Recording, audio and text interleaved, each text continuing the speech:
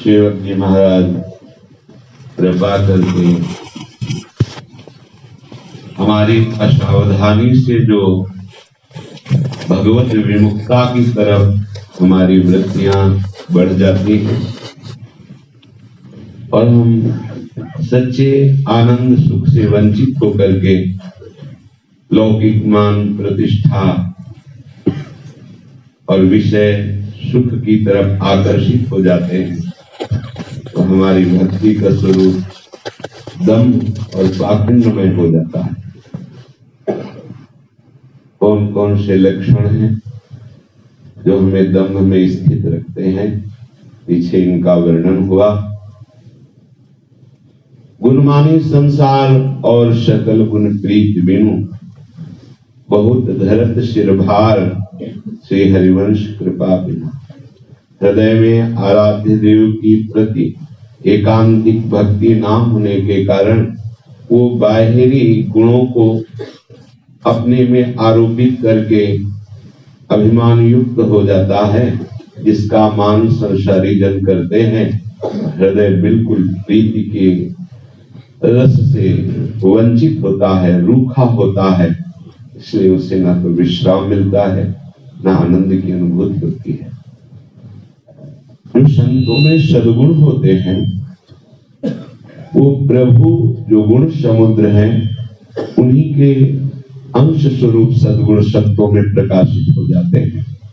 इसलिए जो भगवत चिंतन में तन्मय है, उनमें और प्रभु में कोई अंतर नहीं कहा गया। अगर कहीं वर्णन भी किया गया है, एक बार इसे ठीक कर दो, एक बार समुचित रूप से इसको व्यवस्था कर लो, बार बार चेंज न करें। राधा राधा राधा राधा राधा राधा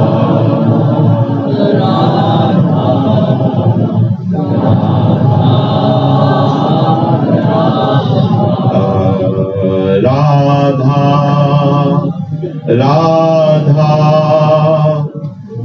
राधा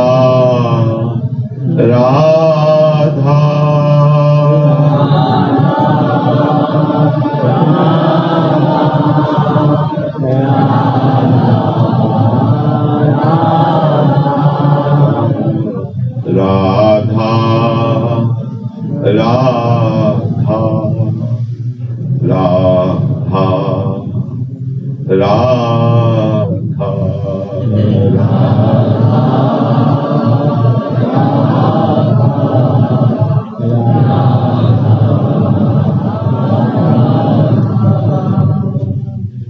जो भगवत प्रेमी महापुरुषों में सद्गुण अवतरित होते हैं, वो गुण समुद्र प्रभु से अवतरित होते हैं। यदि ऐसे भगवत प्रेमी महात्माओं का संग मिल जाए तो हमारी भगवत विमुक्ता, दम, पाखंड, कचाई, ये सब नष्ट हो जाएगी। भगवत रसिकदास की संगति तीनों ताप नशावन। भगवान कपिल देव जी कहते, स एव साधुष्कृतो मोक्ष द्वारम अपावृतम, खुला हुआ मोक्ष का द्वार है ऐसे भगवत प्रेमी संतों का संग। कौन से लक्षण होते हैं जिनको ऐसे संत कहा जाता है? पीछे उनकी इसी प्रसंग में चर्चा चल रही, पीछे जो वर्णन हुआ उसमें सबसे खास बात है, मयि अनन्य भावेन भक्तिं कुर्वन्ति ये दृढ़ाम मत कृते त्यक्त कर्माणस त्यक्त स्वजन बांधवाः। वो मेरे अनन्य भाव से भक्ति करते हैं, ना किसी अन्य का आश्रय, ना किसी अन्य की आशा, ना अन्य कोई चाह, ना अन्य कोई बल। मयि अनन्येन भावे, और दृढ़ता पूर्वक, भक्ति भी ऐसी दृढ़, कैसी भी परिस्थिति आ जाए अपने भाव से विचलित ना हो, अपने मार्ग से विचलित ना हो, उसे ही दृढ़ता कहते हैं। प्रभु कह रहे हैं जिन संतों के संग को मोक्ष का खुला हुआ द्वार कहा गया है, वो मेरे अनन्य भाव वाले होते हैं, अनन्य भाव से मेरे में दृढ़ भक्ति करते हैं और मेरे लिए ही समस्त कर्मों का त्याग कर देते हैं। अर्थात जो भी चेष्टाएं शरीर से, वाणी से, मन से होती है, वो केवल भगवद अर्पित, भगवत प्रसन्नता के लिए होती है। त्यक्त स्वजन बांधवाहा, अपने सगे संबंधी सुहृद कहलाने वाले जितने भी हैं, उन सब का वो अंतर से राग त्याग कर देते हैं और प्रभु के भाव संबंध से ही सबका अर्चन, बंधन, स्वागत, सम्मान, मिलन जुलन जो भी व्यवहार होता है शास्त्र सम्मत होता है और भगवत भाव युक्त होता है। नाते नेह राम के मनियत सुहृद सुसेव्य जहालो, यदि वो भगवत चरणारविंद से विमुख है तो तजिए ताहि कोटि वैरिशम यद्यपि परम शनि ही। ये प्रेम मार्ग का सत्संग है। अगर इसे लौकिक वृत्तियों में घसीटा जाएगा तो किसी भी तरह आप पहुंच ही नहीं पाएंगे कि ये शब्द कहां से बोले जा रहे हैं। निवृत्ति और प्रवृत्ति मार्ग के उपदेशों में भी बड़ा अंतर है। तो ये तो निवृत्ति और प्रवृत्ति दोनों से परे, ये तो प्रीति रीति का रसास्वादन कराने वाला भाव है। प्रीति रीति का जो अत्यंत दुर्लभ, भजन का सार, नित्य विहार, इस रस का अनुभव कराने वाला सिद्धांत श्रीमद् भागवत के जो अपने रस में प्रतिष्ठित होने के लिए अनिवार्य है, ऐसा न समझे कि हमें भागवत से क्या नहीं, जरूरी है, सिद्धांत जरूरी है। सिद्धांत वो पात्र है जिसमें प्रेम रस टिकता है। अगर पात्र ही चलनी हो तो फिर चलनी में गैया जो है और दोष दई को दे। जब तक हमारा सिद्धांत पुष्ट नहीं होगा, शास्त्र सम्मत नहीं होगा, तो प्रेम तो बहुत दूर की बात, हृदय में शांति ही नहीं होगी, विश्राम ही नहीं होगा, निष्कामता ही नहीं आएगी। त्यक्त स्वजन बांधवा, बिल्कुल राग रहित चित्त होना चाहिए। तो कैसे हो जाएगा राग रहित? इन्हीं राग रहित संत महापुरुषों का संग किया जाए, इनकी वाणी के अनुसार, उपदेश के अनुसार, आज्ञा के अनुसार चला जाए। इसमें इतनी सामर्थ्य है वचनों में, उपदेश में, आज्ञा में, कि हंसते हंसते जिस राग को तोड़ना बड़ा कठिन है, आप हंसते हंसते उस राग को कब तोड़ दिया आपको पता भी नहीं चलेगा। ऐसा प्रभाव होता है भगवत प्रेमी महात्माओं के संग का। मदाश्रयाः कथामृष्टाः शृण्वन्ति कथयन्ति च तपन्ति विधास्तापा नैतान मदगत चेतसा।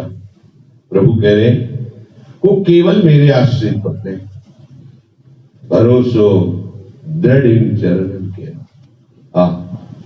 आचार्य गुरु इष्ट के श्री चरणों में दृढ़ भरोसा, अन्य भरोसा नहीं। बस आपकी श्री चरणों की आश्रय वृत्ति ही हमारा बल है। अंदर से विश्वास करो, सबसे बड़ा बल है भगवद आश्रय वृत्ति। जो आपकी एक एक वृत्ति भगवद आश्रित है, आप महान बल से युक्त हो गए। अन्य आश्रय बहुत बड़ा कलंक है भगवत मार्ग में। इस कलंक को मत लगने देना। एकमात्र अपने आराध्य देव का राहो को काहू मन है।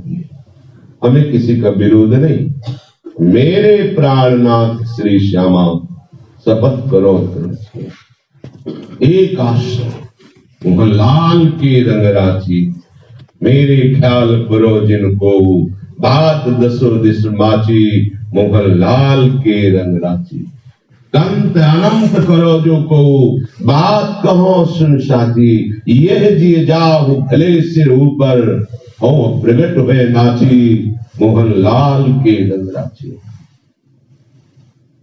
हृदय में आराध्य देव के प्रति ठसक भर जाए, ऐसी ठसक जहां दूसरे का किसी आश्रय, आशा, बल आदि का प्रवेश ही न हो, एक मां अपने आराध्य देव का आश्रय। मदाश्रया कथा पृष्ठा श्रवंति कथयन्ति च, जो मेरी लीला कथा है वो अमृत है। उन्हीं लीला कथाओं का वो संत जन, वो मेरे प्रेमी जन गान करते रहते हैं और श्रवण करते रहते हैं। तपंति विविधास्तापा, जो संसारिक प्राणी हैं उनको विविध प्रकार के ताप तपाते रहते हैं, पर मेरे भक्तों का वो स्पर्श भी नहीं करते। तपंति विविधास्तापा नैतान, तान नैतान, उनको नहीं, मेरे भक्तों को नहीं। क्यों? क्या सर्दी, गर्मी, मान, अपमान, अनुकूलता, प्रतिकूलता, रोग, शोक, ये उनसे क्या दूर हो जाते हैं? क्या उनके शरीर में रोग नहीं होता? क्या उनको सर्दी नहीं लगती? क्या उनको क्षुधा नहीं लगती? क्या उनको दंड देने पर पीड़ा नहीं होती उनके शरीर में? इसका भाव ऐसा नहीं समझना चाहिए कि कोई भी ताप उनको स्पर्श नहीं कर सकता। बात आगे भगवान कह रहे, मदगत चेतसः, उन्होंने अपना चित्त मेरे में लगा रखा है, तो अनुभव कौन करे इसका? एक हो तो सो गयो श्याम पे, अब तो गया मदगत चेतसः, वो भगवत चिंतन में तन्मयाः, तन्मय स्थिति को प्राप्त है। कृष्णाकार हो गया मन। ये में न जाने पर प्राण है कि कान है, कान भय प्राण में कि प्राण भय कान में, ये में न जाने पर कान है कि प्राण है। हृदय आराध्य प्रभु मन को चुरा लिया, चित्त तन्मय हो गया। अब सर्दी, गर्मी, बरसात, भूख, प्यास, जन्म, मृत्यु, इनका कोई प्रभाव उस भक्त के चित्त पर नहीं पड़ता। शरीर रोग से ग्रसित होगा, भूख, प्यास, ये जो सब बाहरी ये सब उसके शरीर में आते हैं, पर आते हैं और जाते हैं। जैसे परिक्रमा में कोई आ रहा है, जा रहा है, हमें किसी से मतलब नहीं। जिससे मतलब रखा उसी का दोष या गुण आप में प्रभाव डालेगा। वो भक्त अपने मन को, अपने चित्त को, अपनी बुद्धि को, अपने अहम को प्रभु के चरणों में समर्पित कर चुका है, प्रभु के चिंतन में डूबा हुआ है, तो इनके आने जाने से कोई उसको फर्क नहीं पड़ता।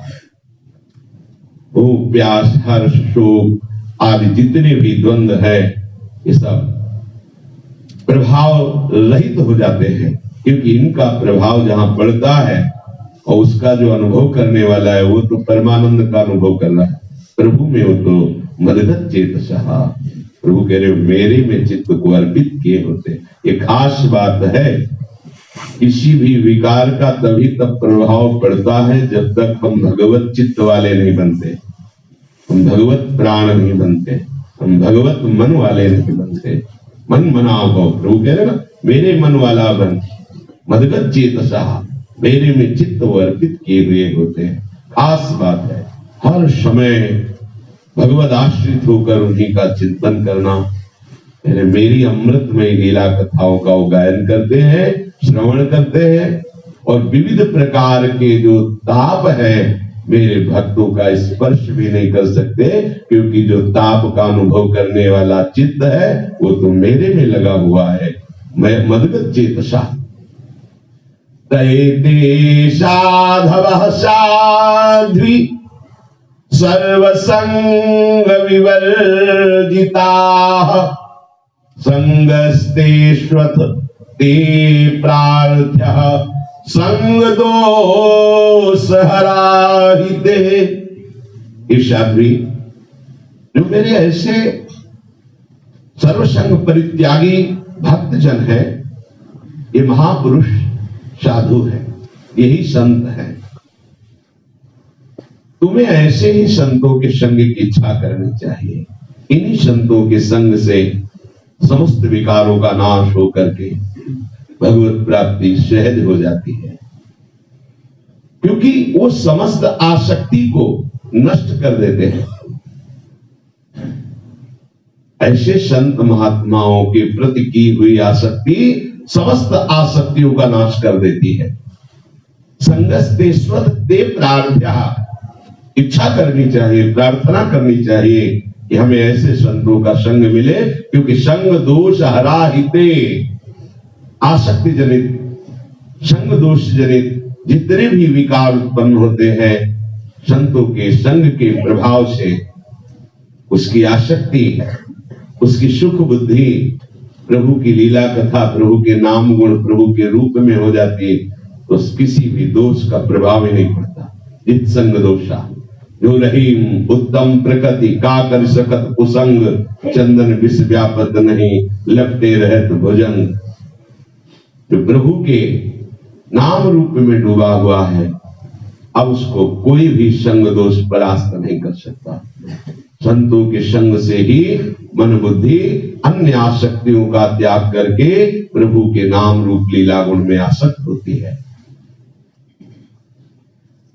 सताम प्रसंगान मम वीर संविदो, भवन्ति हृत्कर्ण रसायना कथा, तज्जोषणादास्वपवर्गवर्तमनि श्रद्धारतिर्भक्ति रनुक्रमिष्यति।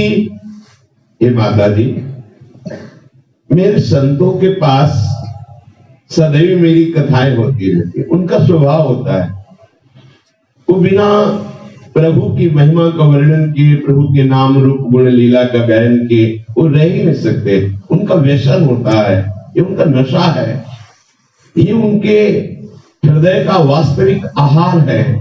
वो बिना भगवत चर्चा के रह नहीं सकते, उनका स्वभाव है। तो शताम प्रसंगान मम वीर संविदो, संत पुरुषों के संग से मेरी महिमा का श्रवण होता है। उनके श्रीमुख से ऐसी भगवत महिमा प्रकाशित होती है कि हमारा भी मन लुभायमान होने लगता है कि ऐसे रूपवान, ऐसे करुणामय, ऐसे आनंद समुद्र को कब हम भर नेत्र देखें। हमारा चित्त लालसा से भर जाता है। ये भगवत चर्चा सीधे, अन्य कोई साधन न होने पर भी सीधे भगवत अनुराग प्रकट करती, सीधे। जैसे मथुरा की ब्राह्मण पत्नियां अन्य कोई साधन नहीं करती, पर भगवत लीला का श्रवण करती है। वृंदावन से जो मालिनी पुष्प लेकर जाती, वो बताती है आज लाल बिहारी ऐसी शोभा से युक्त विराज, आज ऐसी लीला की। सुन सुन करके लालसा जागृत हो गई, कब मिले नंद नंदन। बड़ी महिमा है लालसा की।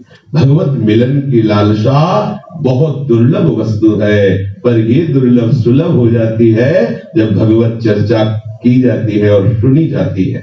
इस सीधे मोह का नाश करके अनुराग प्रकाशित करने में समर्थ है भगवत वार्ता।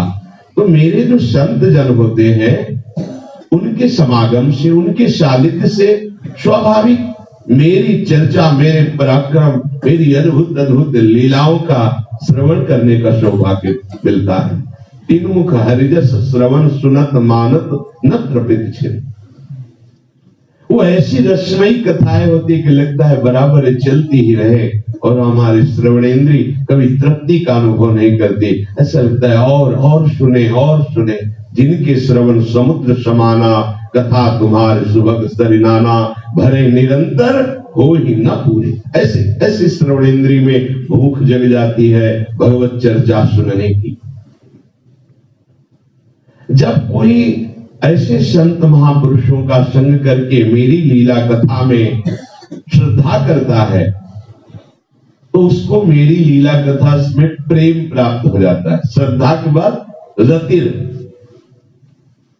अब रति हो जाने पर वो रह नहीं सकता।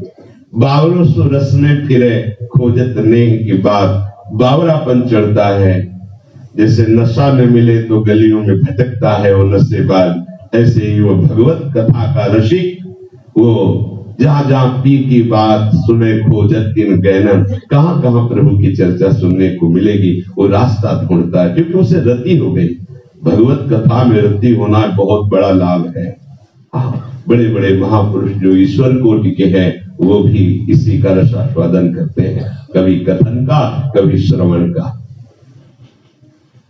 और जहां उसे मेरी लीला कथा में रति हुई कि भक्ति का विकास प्रारंभ हो जाता है, भक्ति की भूमिकाएं उसके हृदय में बढ़ने लगती है।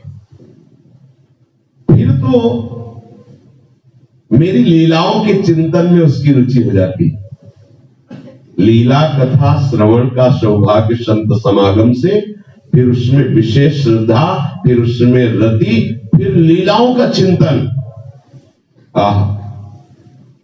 भक्त्या पुमान जात विराग इंद्रियात्, दृष्ट श्रुतान्मद्रचनानुचिन्तया, चित्तस्य यत्तो गृहणे योगयुक्तो, यतिष्यते ऋजुभिर्योगमार्गैः। मेरी जब लीलाओं का चिंतन करने लगता है, उसे लौकिक और पारलौकिक समस्त भोगों से शुद्ध वैराग्य हो जाता है। देखो कितनी बड़ी बात प्राप्त होती भगवत लीला श्रवण करने से। पहले तो संतों के प्रति ये प्रार्थना करनी चाहिए प्रभु से, प्रार्थना है कि मुझे संतों का संग मिले, मेरी आसक्ति संत समागम में हो जाए।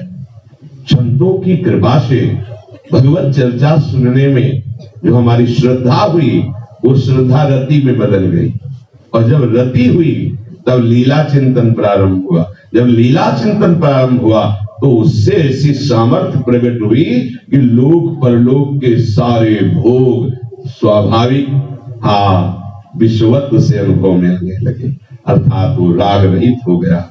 कोई भी लोक परलोक का भोग अब उसे लुभायमान नहीं कर सकता। ये है भक्ति का चरम आनंद का विकास। अगर वैराग्य रहे फिर आनंद क्या आया? विषयी पुरुष और अपने में अंतर क्या रहा? अपने लोग वैराग्य से सीधा ले जाते कि कपड़ा उतार के फेंक देना, इसे वैराग्य कहते नहीं भाई, इसे वैराग्य नहीं, कैसे इसे उद्दंडता कहते हैं। वैराग्य होता है कि वस्तुओं के बीच में भी रहते हुए उसका राग ना होना, राग ना होना। इसकी तीन भूमिकाएं होती। एक होता है कि ये विषय हमें बार बार विक्षेप देते, इसलिए इन विषयों का हम त्याग करते हैं। यद्यपि उसे राग है, उसे पता है सुखद है, पर वो त्याग रहा है प्रभु के लिए, इसे त्याग कहते हैं। इसी से शांति प्रारंभ हो जाती, त्यागात् शांति निरंतरम। दूसरा है वैराग्य, जो इससे श्रेष्ठ है। विषय सानिध्य है पर उसकी रुचि नहीं रह गई, वो राग रहित हो गया है, ये उससे श्रेष्ठ भूमिका है। और इससे भी श्रेष्ठ भूमिका है कि विषय है ऐसी स्मृति भी नहीं है, उसे उपरति कहते हैं।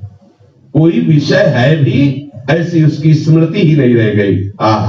ये उपरति को प्राप्त हुआ महापुरुष ही जागृत स्वप्न सुषुप्ति तीनों अवस्थाओं से परे उस परमानंद का अनुभव करता है। मेरी लीलाओं के चिंतन से, कितनी बड़ी बात है, मेरी लीलाओं के चिंतन से उसके हृदय में लोक परलोक के समस्त विषयों से वैराग्य हो गया। ये जो भगवत भक्ति प्रदत्त वैराग्य है ना, ये ऐसा नहीं कि अभी वैराग्य था फिर हट गया, ऐसा नहीं। एक बार जग गया तो स्वप्न का महत्व खत्म हो गया। अब वो सावधानता पूर्वक भक्ति योग में अपने चित्त को समाहित करके मनोनिग्रह के लिए पूर्ण तैयार हो जाता है। अब भक्ति योग में चित्त समाहित हो गया। अब उसका प्रश्न नहीं बचा कि परमार्थ किसे कहते हैं। चित्त का समाधान हो जाना, साधन साध्य पर कोई संशय नहीं रहा। हमारा मार्ग प्रियालाल के चरणों की तरफ हमारी मनोवृत्ति, बुद्धिवृत्ति, इंद्रियों की वृत्ति, समस्त चेष्टाएं, ये हमारा मार्ग है। समझ गए, चित्त में समाधान हो गया। अब मनोनिग्रह करने के लिए तैयार हो गया। क्या मनोनिग्रह? अब रसना कटो जो अन्न रटो, निरखियन फुटो नैन, श्रवण फुटो जो अन्न सुनो, श्री राधा जस बैन। अगर मन कहीं भी किसी भी तरह से भागवती ईश्वर में भी तनिक भी लुभायमान होता है तो वो निग्रह करता नहीं, महामाधुर्य रस की तरफ चल रहा है। अभी वो महामाधुर्य रस का रसास्वादन नहीं किए, तभी मनोनिग्रह के लिए वो तैयार हुआ, भक्ति योग पथ में आरूढ़ हुआ। ये बहुत सुंदर। असीवयायं प्रकृतेर्गुणानां ज्ञानेन वैराग्य विजृंभितेन योगेन मयि अर्पितया च भक्त्या मां प्रत्यगात्मानमिहावरुन्धे। अब जो तीनों गुणों से प्रकट हुए विषय हैं उनको त्याग करने की सामर्थ्य अपने हृदय में देखता है तो सतोगुण का प्रभाव, न रजोगुण का प्रभाव, न तमोगुण का प्रभाव, वो गुणातीत स्थिति की तरफ बढ़ रहा है। कितना सुनने में सुख लगता है, और जब स्थिति होगी तो कैसा होगा। किसी भी गुण का कोई प्रभाव उस उपासक के हृदय पे नहीं पड़ रहा, कैसा आनंदमय स्थिति होती है। देखो, जब आप ठीक से भक्ति में चलोगे तो आपके हृदय में ही सारी स्थितियां जागृत हो, स्थिति से बात बनती है। प्रवचन कर लेना और प्रवचन सुन लेना सहज है, पर जब तक उसको मनन करके उस मार्ग में चलकर स्थितियां प्राप्त नहीं की जाती तब तक माया पर विजय प्राप्त नहीं की जा सकती। केवल प्रवचन करने से, केवल प्रवचन सुनने से माया के आकर्षण पर विजय प्राप्त नहीं किया जा सकता। मनन करके उस मार्ग में चलने पर जो स्थितियां आती हैं, स्थिति को कोई परास्त, ये भगवत स्थिति है, इसको कोई परास्त नहीं कर सकता। अब तीनों गुणों का जो प्रभाव है, तीनों गुणों का जो आकर्षण है, तीनों गुणों के जो विषय है, उससे साधक ऊपर उठने लगता है। अर्थात गुणों का प्रभाव उस पर नहीं पड़ता। किस पर? जो निरंतर प्रभु के चिंतन में डूबा हुआ है। यही दर हरिवंशी तिजनो भ्रम गुण सलिल पर, जिहनामन मंगल लोक तिहु सुहरि पद भजो न विलंब कर। अब उसके अंदर तीव्र वैराग्य की तलवार तैयार रहती है। कहीं भी किंचन मात्र भी कोई राग नहीं, अगर थोड़ा भी झलका तो विवेक की सांग चढ़ी हुई वैराग्य से काट के फेंक दिया। कहीं कोई असंगो हम, मेरे तो गिरधर गोपाल, दूसरो न कोई। इससे बड़ा क्या वैराग्य होगा। शुद्ध ज्ञान, ज्ञान जो हमारी बुद्धि असत आचरणों में, असत भोगों में, असत वासनाओं में भटका रही थी, अब ज्ञान का मतलब था जान जाना। अब जान गए ना, अब धोखे में नहीं फंसना। अब तो हमें सिर्फ प्रभु के समीप जाना है। अब इन धोखे में, दिखावटी मरुभूमि में जल का भान कराने जैसा, इस जगत में दुखालय में सुख का भान कराने जैसा ये भ्रम अब हमको भ्रमित नहीं कर सकता। ऐसा ज्ञान हो गया। सुदृढ़ भक्ति होते ही वो इस देह में ही अपने हृदय में मुझे प्राप्त कर लेता है। इस देह में ही हृदय रूपी निकुंज में देख लेता है प्रिया प्रीतम कैसे खेल रहे। माता जी ने कहा, देहूति जी ने, काचित् त्वयि उचिता भक्ति कीदृशी मम गोचरा, यया पदं ते निर्वाण मंजसान् वास्नवा अहम्। प्रभु बड़ी कृपा करके आप भक्ति का वर्णन करते हैं, सरल ढंग से समझा दीजिए मुझे। मेरी इतनी बुद्धि प्रवीण नहीं है कि बहुत बातें समझ सके। सरल शब्दों में समझा दीजिए कि आपकी भक्ति का स्वरूप है क्या। इसके प्रभाव का आप वर्णन कर रहे हैं, वो भक्ति का स्वरूप है क्या। मेरी जैसी अबला को ठीक ठीक समझ में आ जाए ऐसे आप बता दीजिए। देखो कैसी सरलता से पूछ रहे हैं। पूछने में मां आदेश नहीं कर रहे, नहीं, दैन्य भाव से एक शरणागत की तरह प्रभु मुझ जैसी अबला की भी समझ में भक्ति आ जाए, आपकी भक्ति का समुचित स्वरूप क्या है ये मुझे कृपा करके बताइए, जिससे मैं सहज आपके उस निर्वाण पद को प्राप्त कर सकूं। प्रभु जैसे अमोघ बाण होता है ना, लक्ष्य को बेध देता है, ऐसे ही आपकी भक्ति है, उसका स्वरूप बताइए। आपका जो श्रीमुख से वर्णन किया हुआ योग है, अंग है, उसका क्या स्वरूप है। जब माता जी ने ऐसा पूछा तो प्रभु ने कहा, देवानां गुणलिंगानां मानुश्रविक कर्मणां सत्वैवैक मनसो वृत्ति स्वाभाविकी तुया। हे माता, एकमात्र मेरे में लगा हुआ चित्त ही भक्ति का समुचित स्वरूप क्या है। एकमात्र प्रभु में लगा हुआ चित्त, मुरारी पादार्पित चित्त सावई मन कृष्ण पदारविंद। प्रभु ने चित्त लगाना और लगा हुआ होना, इसमें साधक और सिद्ध है। साधक है चित्त लगाना और सिद्ध है चित्त लगाओ। भक्ति का स्वरूप क्या है, एकमात्र प्रभु में चित्त लग गया है। उसकी शास्त्र मर्यादा के अनुसार जो ज्ञानेंद्रियां है, जो कर्मेंद्रियां है, वो केवल प्रभु की प्रसन्नता के लिए वर्ताव करती है। शास्त्र सम्मत ज्ञानेंद्रियां कर्मेंद्रियां केवल अपने आराध्य देव की प्रसन्नता के लिए वर्ताव करती है। इसे ही स्वाभाविक अहेतु की भक्ति हमारी कहते हैं।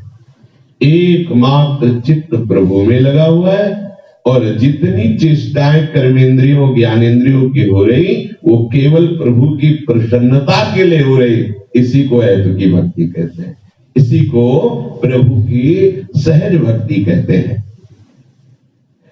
यह हेतु की भक्ति मोक्ष से भी बढ़कर के है। जो मोक्ष में अखंडानंद सुख है, वो इस अहेतु की भक्ति प्रदत्त प्रेमानंद सुख के आगे लग हो जाता है। इसीलिए मोक्ष से भी बढ़कर है। बहुत दिव्य बात भगवान कह रहे हैं कि अनिमित्ता भागवती भक्ति सिद्धेर गरीयसी जरत्या सुया कोशम निगीर्ण मनलो यथा। अनिमित्ता, किसी निमित्त से नहीं, स्वाभाविक प्रभु के प्यार में पगा हुआ भक्त ज्ञानेंद्रियों जो कर्मेंद्रियों के द्वारा चेष्टा करता केवल प्रभु की प्रसन्नता के लिए, कोई आकांक्षा अन्य नहीं, उसे कहते हैं अनिमित्ता भागवती भक्ति। इस भक्ति का प्रभाव ऐसा होता है, जरत्यासु या कोशम, ये पता नहीं चलता और पांचों कोशों को भस्म कर देती भक्ति।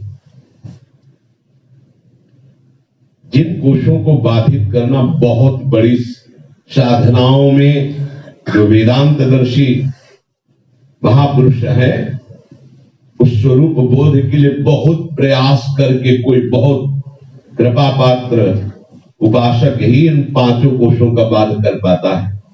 और यहां प्रभु कह रहे जरत्यासु या कोशम निगीर्ण मनलो यथा।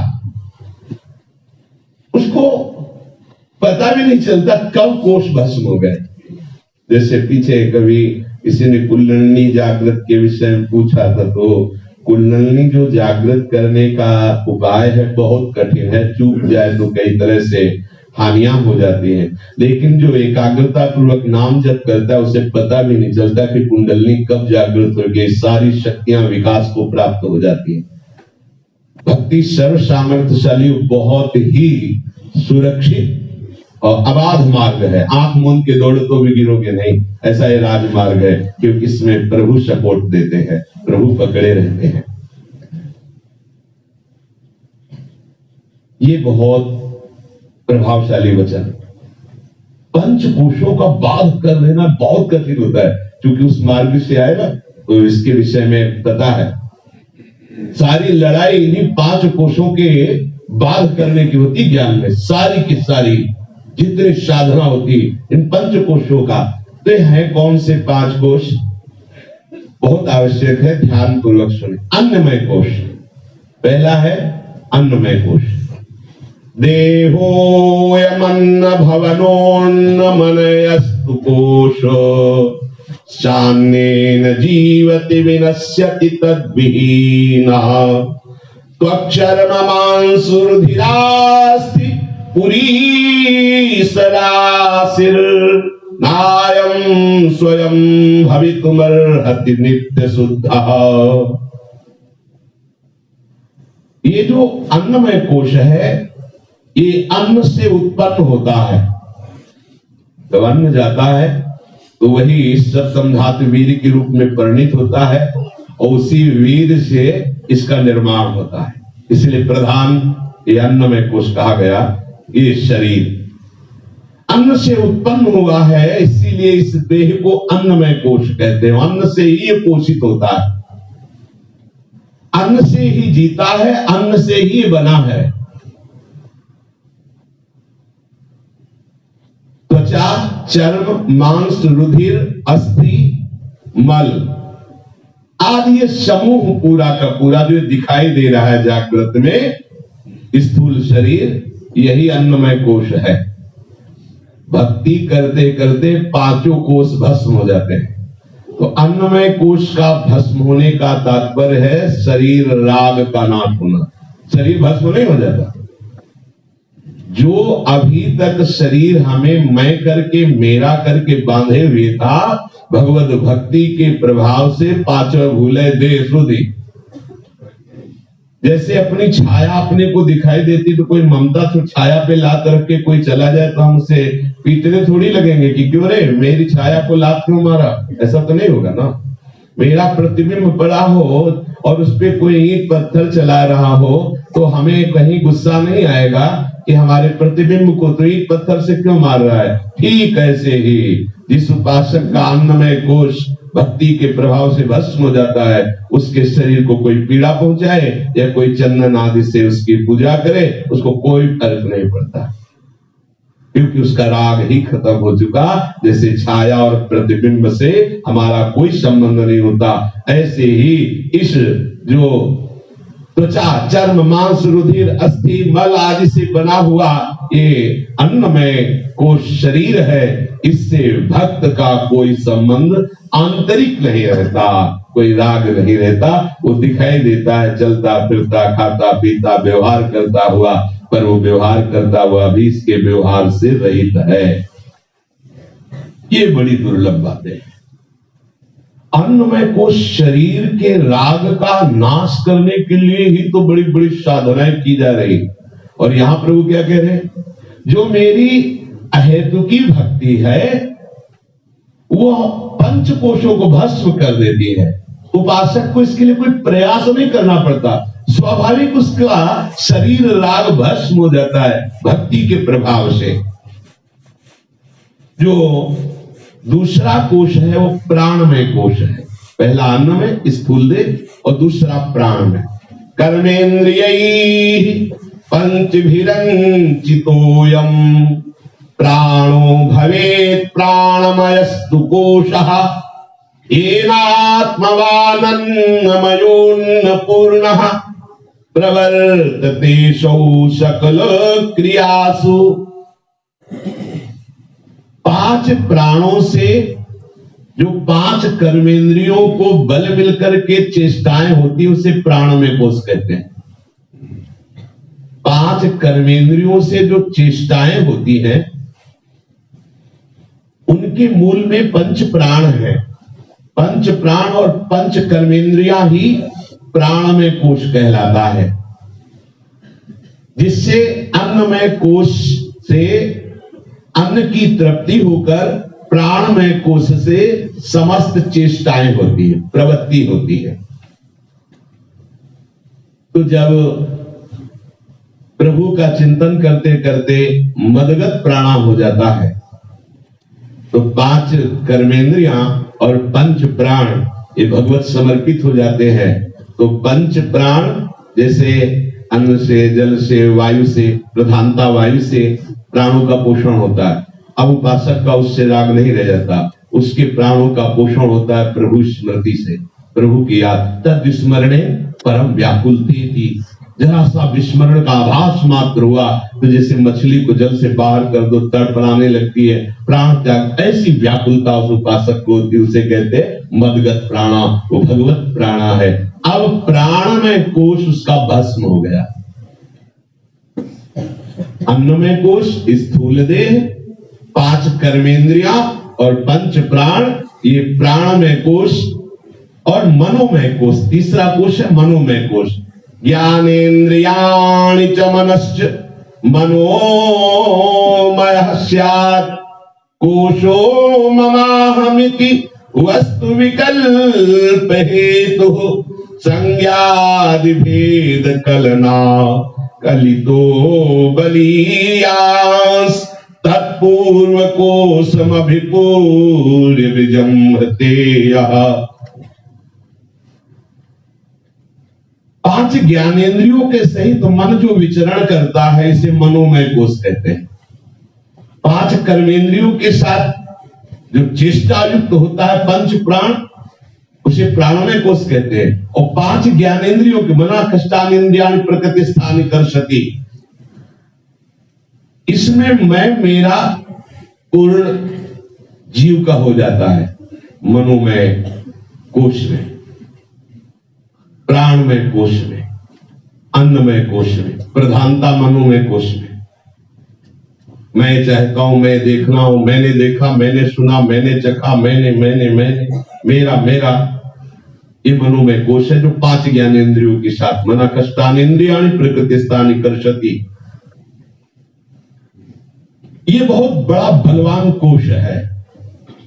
यद्यपि बल का संबंध प्राणों से किया जाता है, पर यहां वर्णन कर रहे हैं कि ये बहुत बड़ा बलवान कोश है। इस कोश को नष्ट करना बहुत कठिन होता है, मनोमय कोश को। ये संपूर्ण कोशों का स्वामी है। आगे और पीछे जो भी अभी और वर्णन होंगे, 2 आगे कर चुके, अन्न में, प्राण में, और बीच में मनोमय है, विज्ञान में और आनंद में। बीच में मनोमय दोनों को अपने अधीन रखता है, 2 पक्ष इधर 2 पक्ष इधर, 5वां है बीच में विराजमान। ये मनोमय कोश बहुत बलवान है और ये सब कोशों को अधीन रखता है। वो ठान ले तो आपके हाथ से ही आपको फांसी पे चढ़वा दे, आपके ही हाथ से अन्नमय कोश का नाश करवा दे। जाओ आज से मैं नहीं खाता, प्राणमय कोश का नाश, जो चाहे, बहुत बलवान है। इसी ने तो सबको फांस रखा है। भजन के प्रभाव से इसको जीतना नहीं पड़ता, भक्त को मन जीतना नहीं पड़ता। मन पिघल करके निर्विकार होकर के बह जाता है प्रभु के चरणों में। जैसे मोम पिघला दी जाए ना, और पिघले हुए मोम पे जो छाप लगाई जाए वो बिल्कुल फिट लग जाती है। तो भक्ति से हृदय ऐसा द्रवित होता है कि प्रभु के नाम रूप की ऐसी द्रवित हृदय में छाप लगती है कि अब जो उसका बहिर्मुख आकर्षण था वो सब खत्म हो जाता है। अब मन हरिवंशमय हो जाता है। श्री हरिवंश सुप्राण सुमन हरिवंश गणिजय, श्री हरिवंश सुचित्त मित्र हरिवंश भनिजय, श्री हरिवंश सुबुद्धि वरण हरिवंश नामजस। सब हरिवंश हरिवंश हरिवंश हरिवंश, अपने आप कोशों का नाश होता चला जा रहा है। तो 5 ज्ञानेंद्रियों से मन जो विषयों में विचरण करता है, ये बहुत बड़ा बलवान कोश है। भक्ति के प्रभाव से इस कोश का स्वयं नाश हो जाता है, मन अमना हो जाता है। ज्ञानेन्द्रिय अंतर्मुख होकर प्रभु के नाम रूप, प्रभु के श्री अंग की गंध, प्रभु के उच्छिष्टामृत, ये ज्ञानेन्द्रियां जब प्रभु में लग गई तो अब उन्हें नाश कहा जाता है, इस भाव से कि उनकी जो गति बहिर्मुक्ति, विषयाभिमुक्ति वो हट गई और वो प्रभु के सम्मुख हो गई। विज्ञानमय कोश बुद्धिर्बुद्धीन्द्रिय सार्धम सवृत्ति ही कर्त लक्षण विज्ञानमय कोशः स्यात् पुंसः संसार कारणम। जब बुद्धि किसी भी इंद्रिय के साथ निश्चय भाव को प्राप्त होती है, ये बहुत सुंदर रूप है। मनोमय कोश से आदेश हुआ, 5 ज्ञान इंद्रियों के साथ मन रहता है, तो अब वो तभी बर्ताव कर सकता है जब बुद्धिमय कोश से अनुमति हो जाए, जिसे विज्ञान में कोश कहते हैं। ये बुद्धियां 5 ज्ञानेंद्रियों पर, जो बुद्धि है वो 5 ज्ञानेंद्रिय पर शासन करने का अधिकार रखती है। पर बीच में वर्णन हुआ कि मनोमय कोश इतना बलवान है कि उसको अनुभव नहीं होने देता कि हम तुम्हारे दस्तखत से काम करेंगे, करेगा वो उसी की अनुमति से, पर वो इतना अधीन रखता है कि कहते ही बुद्धि निश्चय कर लेती है, हाँ ठीक है, जैसा मन कहता है।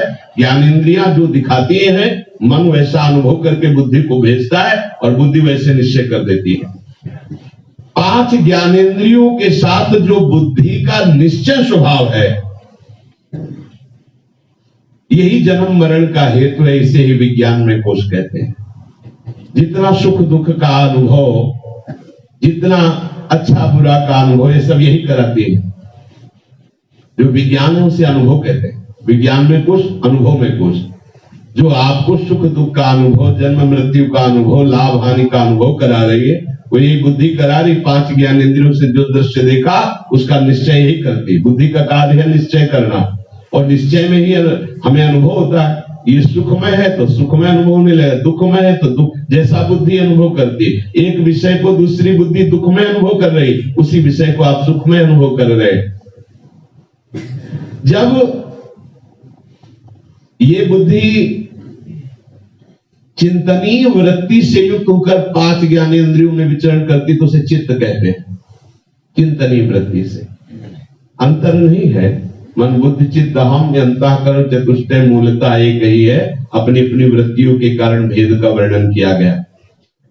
तो उपासक जब ये निश्चय कर लेता है कि केवल प्रभु में सुख है, मायाकृत रचना में सुख नहीं जितना देख रहे हैं, अब ना सुना प्रारंभ हो। ये अनुभव वाणी से नहीं, ये अंदर की बात। नहीं खान पान ते भावे है, नहीं कोमल वसन सुहावे है, सब विषय लगे ते खारा है, हरि आशिक का मग न्यारा है, अब कुछ सुहाई नहीं दे रहा। अब विज्ञान में कोश का नाश हो रहा है। जो अभी तक अनुभव करा रही थी जगत में सुख दुख का, अब इस बुद्धि वृत्ति का परिवर्तन हो रहा है। अब चिदानंद रस की तरफ बढ़ रही है। ये करना नहीं पड़ता उपासक को, बैठ करके वेदांत दर्शन नहीं पढ़ना होता उसे। ये तो संकेत में बता रहे हैं भगवान कि उसके इन पंच को, ये बहुत कठिन है इन कोशों पर विजय प्राप्त करना। विज्ञानमय कोश और इसके बाद है आनंदमय कोश। कई बार सत्संग में कहा है कि भी जो आनंद मिलता है वो आनंदमय कोश से मिलता है, आनंदमय स्रोत से नहीं, स्वरूपानंद नहीं है। आनंद प्रतिबिंब चुंबित तनुर्वृत्तिस्तमो जृंभिता स्यादानंदमय प्रियादिगुणकः श्रेष्ठार्था लाभोदयः पुण्यस्यानुभवे विभाति कृतिनामानंद रूपः स्वयं भूत्वानंदति यत्र साधु तनुभृन्मात्रः प्रयत्नं विना। इस आनंदमय कोश में आनंद स्वरूप आत्मा का प्रतिबिंब झलकता है। ये आत्मा स्वरूप नहीं है, ये परमानंद में नहीं है। यद्यपि आनंद का जो भास हो रहा है वो है उसी से। कहीं भी जो आनंद भास हो रहा है उस वस्तु का नहीं है, उस व्यक्ति का नहीं है, उस पदार्थ का नहीं है, वो है प्रभु का ही। पर हम आरोपित किए उस वस्तु व्यक्ति पदार्थ में, इसीलिए हम उस आनंद को समझ नहीं पा रहे। उसी आत्मा आनंद का प्रतिबिंब पड़ रहा है। अगर कहीं भी आनंद लग रहा है तो उसी आनंद की छाया है। वो समूचा आनंद कैसा होगा? जिसके प्रतिबिंब का प्रभाव कि अखिल ब्रह्मांड आनंदित हो रहे, वो आनंद सिंधु कैसा होगा? जो आनंदमय कोश मायाकृत वस्तु व्यक्ति स्थान में आनंद का अनुभव कराता है, इस कोश का नाश होना अत्यंत आवश्यक है। बिना इस कोश का नाश हुए ये बात बनी रहती कि हमको ये भोगना नहीं, पर है यार आनंद तो इसमें है ही है। देखो ना कितना सुखी सामने वाला दिखाई दे रहा है, बिल्कुल भ्रम। आनंद का प्रतिबिंब यहां से ब्रह्मलोक तक है। जो आनंद सिंधु सुख राशि सीकर ते त्रैलोक सुपाशी। अगर ये बात बैठ जाएगी तो आपको कौन लुभायमान कर पाएगा? समझ गए, समझ गए। मेरे प्रभु का आकर्षण ही सर्वत्र है, दूसरे का नहीं। तो जिनका आकर्षण एक अंश में इतना जोर मारे है कि अखिल ब्रह्मांड के जीव आसक्त है, फिर क्या मेरा प्रीतम कितना सुखद है, कितना सुंदर है, कितना चित्त एकदम द्रवित होकर उनकी तरफ भाग पड़ेगा। पूर्ण आनंद में कोश की जो प्रतीति होती है वो सुषुप्ति में होती है। तभी कोई भी सो के उठे बोले आज जो है बहुत गहरी नींद लगी, अच्छा हुआ। आनंद में कोश की बस इतनी ही अनुभूति है। इस आनंद का आखिरी आनंद सुषुप्ति तक है, इसके आगे नहीं। जागृत में वस्तु पदार्थ में आनंद का बोध कराना कि ये सुख है, ये सुख है, ये सुख है, और उसकी अंतिम प्रतीति सुषुप्ति में 4-5-6 घंटा सोए, आहा बड़ा आनंद आया, आज नींद जो है बिना विक्षेप के पूरी। इतने आनंद, इतने आनंद में जन्म मरण हम बर्दाश्त किए हुए फंसे पड़े। जो भगवदानंद का रसिक है, जागृत स्वप्न सुसुप्ति स्फुरत में राधा पदाब्ज छटा, उसकी ऐसी भूख बढ़ गई है कि ब्रह्मलोक तक के भोग भी उसके आहार का विषय नहीं रह जाते। जो नित्य विहार रस का आहार करता है, विरह कमंडल कर लिए बैरागी दो नैन, मांगत दरस मधु करी छके रहत दिन, वो ऐसे उनके बैरागी नेत्र हो गए हैं। अब उतरी उलट गए। जो बहिर्मुख थे अंतर्मुख हो गए। अब तो केवल प्रीतम चाहिए, प्रीतम। तो प्रभु की अहेतुकी भक्ति के प्रभाव से स्वयं प्रभु कह रहे हैं कि जरत्यासु या कोशम निगीर्ण मनलो यथा। जैसे अग्नि लग जाए तो सब भस्म हो जाता है, ऐसे मेरी भक्ति समस्त कर्म संस्कारों के भंडार रूप जन्म मरण का हेतु इन पंच कोशों को तत्काल भस्म कर देती है। अन्न में, प्राण में, मनो में, विज्ञान में, आनंद में, इन पांचों कोशों को भस्म करके परमानंद का अनुभव। अब इन्हीं कोशों में तो फंसे भी है अपने लोग।